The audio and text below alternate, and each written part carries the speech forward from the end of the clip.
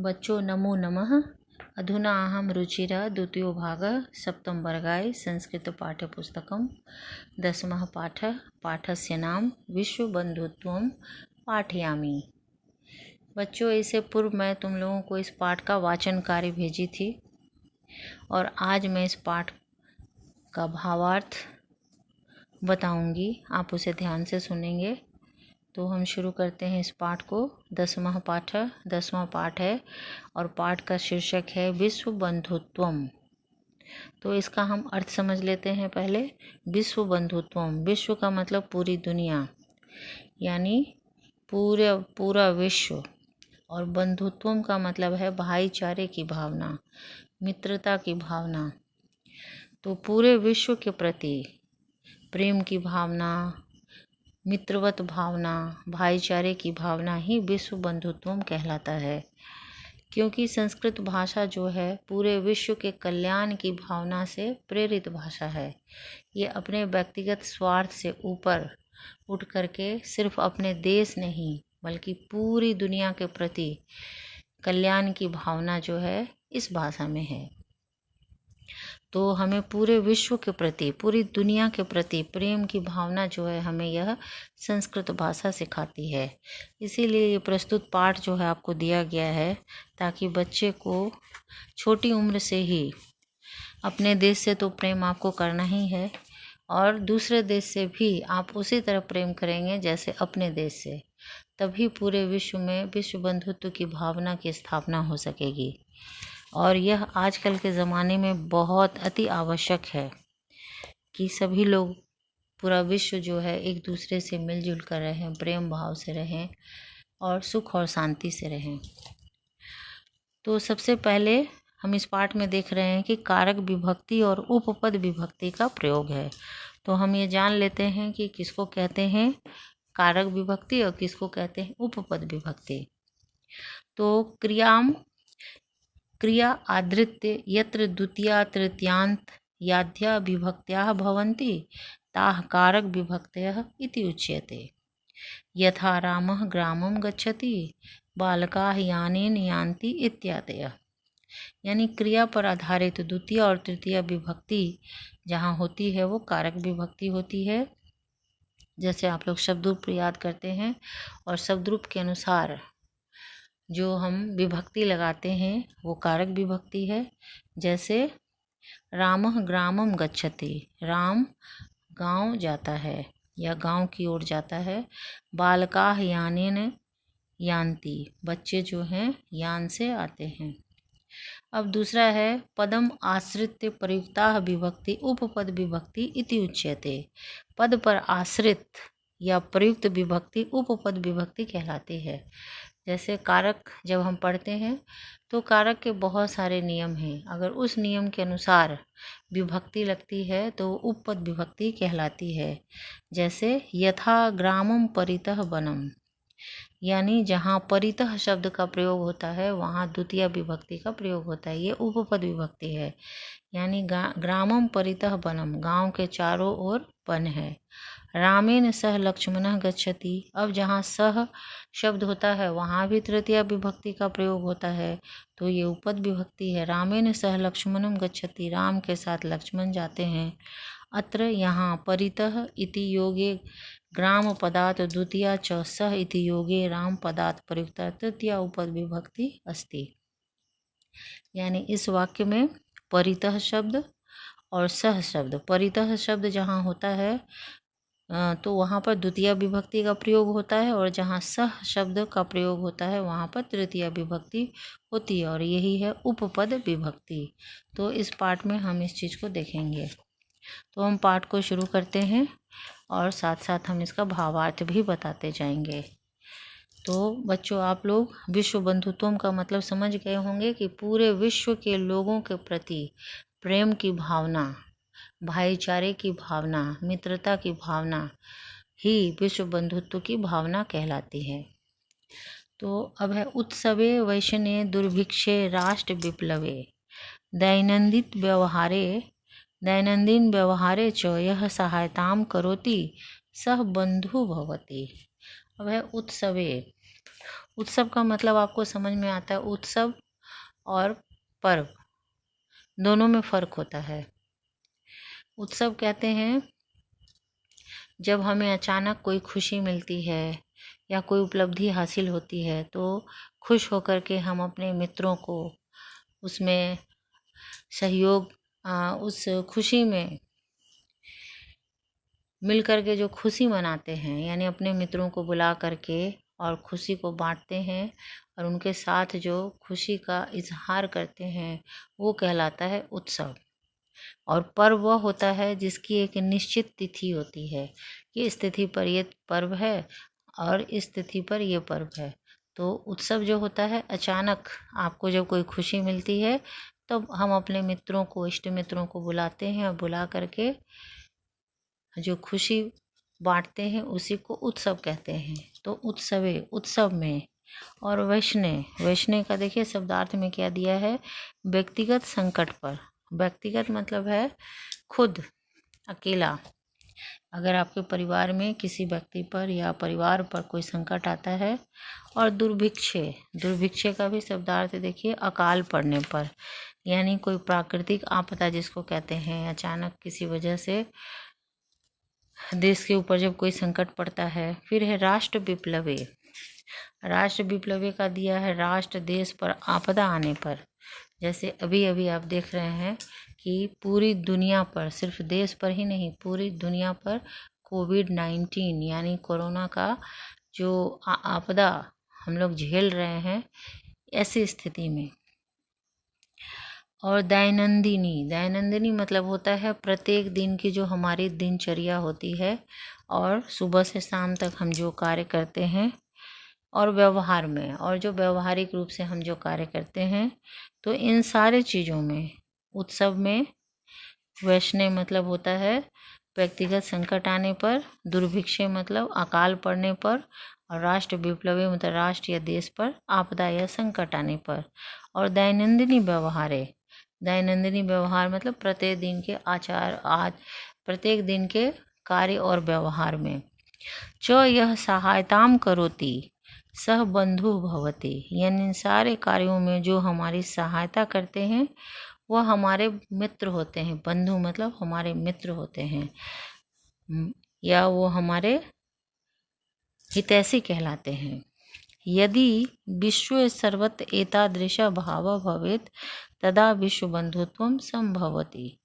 अब यहाँ पर इस पाठ में ये कहा जा रहा है कि जब व्यक्तिगत संकट पड़ता है, व्यक्तिगत किसी व्यक्ति पर, किसी परिवार पे, किसी व्यक्ति पर ये सारे संकट आते हैं, और वैसी स्थिति में जब देश के लोग या आपके मित्र जो आपकी सहायता करते हैं वो मित्र कहलाते हैं।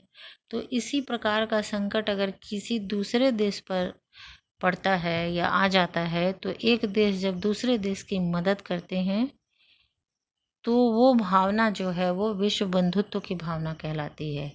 यानी दूसरे देशों के प्रति भी हम वैसी ही भावना रखें जैसा कि हमें अपने परिवार के लोगों के साथ रखते हैं। तो यहाँ कह रहा है यदि अगर विश्व में सर्वत्र एतादृशा भाव भवेत्, यानी पूरे विश्व में इस प्रकार की भावना अगर होती है, तदा विश्व बंधुत्वम संभवति, तब वहाँ पर विश्व बंधुत्व की भावना संभव है। अब दूसरा पैरा देखते हैं। परंतु अधुना निखिले संसारे, परंतु यानी किंतु, अधुना मतलब इस समय, निखिले यानी संपूर्ण, संसारे यानी पूरे संसार में, कलहस्य अशांते च वातावरणम अस्ति। जैसा कि आपको मालूम है कि अभी पूरी दुनिया में, पूरे संसार में कलह मतलब झगड़ा, एक दूसरे से झगड़ा, अशांति की भावना और इस तरह का वातावरण है।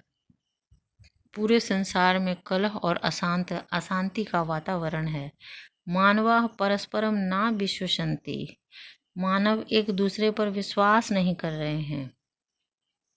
ते परस्य कष्टम स्वकीयम कष्टम न गणयति, वे दूसरे के कष्ट को अपना कष्ट नहीं समझ रहे हैं। जब तक हम दूसरे के कष्ट को अपना तकलीफ नहीं समझेंगे, तब तक हम दूसरे की मदद कैसे कर पाएंगे। अपिच, और भी क्या होता है, समर्थाः देशाः मतलब होता है जो बहुत ताकतवर देश हैं। असमर्थान देशान प्रति, और जो कमजोर देश हैं उसके प्रति उपेक्षा भावम प्रदर्शयन्ति, ऐसे कमजोर देश के प्रति, असमर्थ देश के प्रति उपेक्षा का भाव यानी ज़्यादा महत्व नहीं देने का भाव का प्रदर्शन करते हैं। और तेसाम उपरी, और उसके ऊपर स्वकीयम प्रभुत्वम स्थापयन्ति, और उसके ऊपर अपना प्रभुत्व यानी अपना अधिकार जो है स्थापित करते हैं। यानी जो मजबूत राष्ट्र हैं, जो सामर्थ्यवान राष्ट्र हैं, वो असमर्थान देश के प्रति उपेक्षा का भाव रखते हैं और उसके ऊपर अपना प्रभुत्व यानी अपना अधिकार स्थापित करते हैं। संसारे सर्वत्र, अब कर पूरी दुनिया में, पूरे संसार में, सर्वत्र सभी जगह विद्वेष की भावना, शत्रुताया हिंसया च भावना दृश्यते, यानी पूरी दुनिया में हम देख रहे हैं विद्वेष की भावना, एक दूसरे से ईर्ष्या की भावना, शत्रुताया भावना, शत्रुता की भावना, और हिंसया च भावना दृश्यते, और हिंसा की भावना भी देख रहे हैं। देशा नाम विकास अपि अवरुद्धा भवति, तो वैसी स्थिति में जो है देश का विकास जो है वह अवरुद्ध हो जाता है। यानी देश का और विकास होना चाहिए, आगे बढ़ना चाहिए, तो वैसी स्थिति में देश का विकास जो है वह बाधित हो जाता है और वह रुक जाता है। तो हमें इस भावना से ऊपर उठना चाहिए और जितने भी सामर्थ्यवान देश हैं अपने असमर्थान देश के प्रति उपेक्षा का भाव नहीं रखना चाहिए, उसके ऊपर प्रभुत्व स्थापित नहीं करना चाहिए। और अगर ऐसा करते हैं, इसी वजह से पूरे विश्व में विद्वेष, शत्रुता और हिंसा की भावना हमें देखने को मिलती है और देश का विकास भी अवरुद्ध हो जाता है। अब हम नीचे देखते हैं, इयम महती आवश्यकता वर्तते, अब बता रहा है कि तो हमें क्या करना चाहिए। इयम महती आवश्यकता, तो इस समय सबसे अधिक आवश्यकता जो है, यत एक देशः अपरेण देशेन सह, अब यहाँ सह शब्द का प्रयोग है और यहाँ पर सह शब्द के योग में तृतीया विभक्ति होती है, इसीलिए यहाँ पर तो इस समय की सबसे बड़ी आवश्यकता यह है कि एक देश जो है अपरेण देशेन सह, अपरेण मतलब दूसरे देश के प्रति, निर्मलेन हृदयेन, निर्मल कहते हैं जिसके मन में मैल ना हो, मतलब मैल हृदय में किसी प्रकार की बुरी भावना ना हो, उसी को निर्मल यानी मन में मैल नहीं होना। निर्मलम हृदयेन, निर्मल हृदय से बंधुताया व्यवहारम कुर्यात, तो ये ऐसा ना हो कि मन में अंदर में कुछ और हो और व्यवहार में कुछ और हो। इसीलिए यहाँ दिया है कि एक देश अपरेण देशेन सह, एक देश दूसरे देश के साथ निर्मल हृदय से, यानी जिसके हृदय में कोई मैल ना हो, इस भावना से बंधुताया व्यवहारम कुर्यात, मित्रता का व्यवहार करना चाहिए। विश्वस जनेषु इयं भावना आवश्यकी, कह रहे पूरे विश्व जनेषु लोगों में यम भावना आवश्यकी, तो पूरे विश्व के लोगों के हृदय में ऐसी भावना होनी चाहिए। ततः विकसित और अविकसित देशों मध्यो, यानी तब क्या होगा कि जो विकसित देश हैं और जो अविकसित देश हैं, विकसित देश जो विकास कर चुके हैं और अविकसित देश या विकासशील देश जो विकास की राह पर चल रहे हैं, तो इन दोनों देशों के मध्य बीच स्वस्था स्पर्धा भविष्यन्ते, तो दोनों ही देशों के बीच स्वस्थ मतलब है किसी प्रकार की बेईमानी से रहित, यानी अच्छी स्पर्धा होनी चाहिए। स्पर्धा मतलब होता है प्रतियोगिता। सर्वे देशा, सभी देश ज्ञान विज्ञानयोः क्षेत्रे मैत्री भावनायाः सहयोगेन च समृद्धिं प्राप्तुं समर्थाः भविष्यन्ति, ततः विकसित और अविकसित देश के बीच जब स्वस्थ स्पर्धा होगी, प्रतियोगिता होगी, तो सर्वे देशा, सभी देश ज्ञान विज्ञानयोः क्षेत्रे, तो ज्ञान और विज्ञान के क्षेत्र में मैत्री भावनायाः सहयोगेन च समृद्धिं प्राप्तुं समर्थाः भविष्यन्ति, यानी मित्रता की भावना से सहयोग से समृद्धि प्राप्त करने में समर्थाः भविष्यन्ति, सामर्थ्यवान होंगे। अब यहाँ पे बहुत ही सुंदर उदाहरण नीचे दिया है, नीचे के पैराग्राफ में, कि सूर्य से चंद्र से चौ प्रकाश, जैसे सूर्य और चंद्रमा का प्रकाश सर्वत्र समान रूपेण प्रसरति, सभी जगह एक समान फैलता है या प्रसारित होता है। जिस तरह से सूर्य और चंद्रमा अपनी रोशनी को सभी ओर समान रूप से बिखेरता है। प्रकृति अपि सर्वेषु समत्वेन व्यवहरति, और हमारी प्रकृति भी सभी लोगों के प्रति समत्व भावेन मतलब एक समान भावना से व्यवहार करती है। तस्मात् अस्माभिः सर्वैः परस्परं वैरभावम् अपहाय विश्वबंधुत्वम् स्थापनीयम्।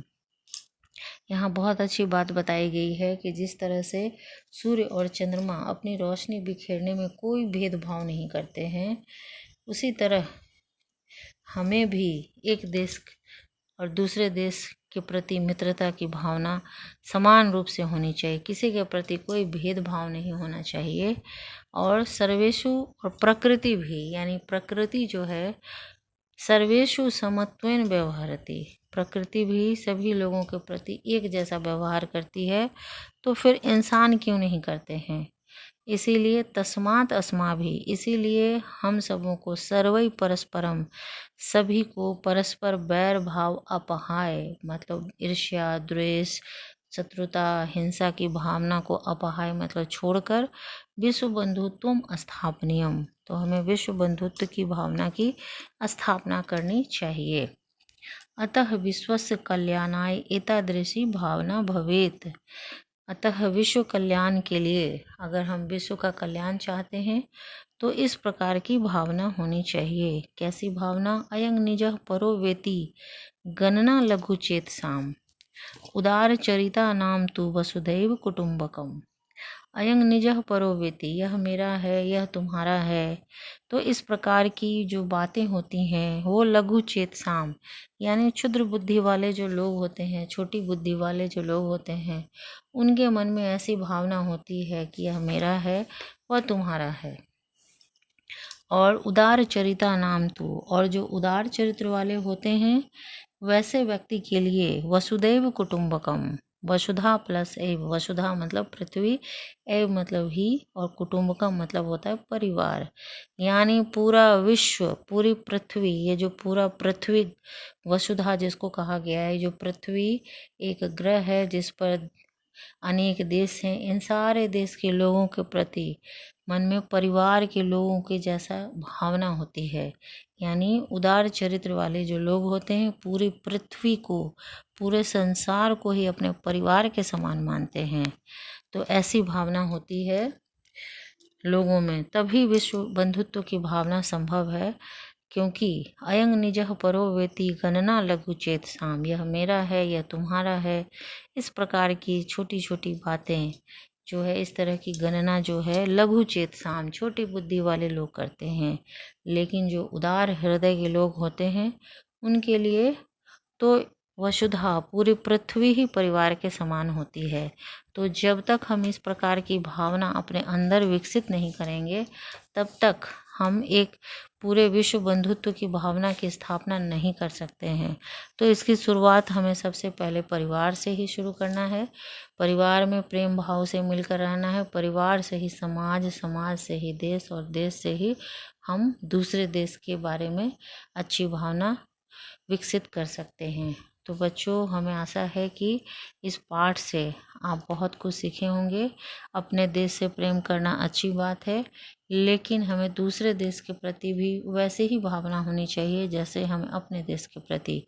तो हमें अंतर्राष्ट्रीयता की भावना या विश्व बंधुत्व की भावना अपने अंदर विकसित करना चाहिए। अगर नहीं है तो उसको विकसित करना चाहिए, और पूरे विश्व के प्रति प्रेम भावना, विश्व बंधुत्व की भावना की स्थापना करनी चाहिए। अब आप लोग इस पाठ को पढ़ेंगे, पढ़ करके इसका एक एक पैराग्राफ का भावार्थ लिख करके हमें भेजेंगे, और शब्दार्थ भी लिखेंगे, और अगले दिन हम इस पाठ का प्रश्न अभ्यास भी आपको कराएंगे। तब तक आप इसको पढ़ करके समझने का प्रयास करिए। धन्यवाद।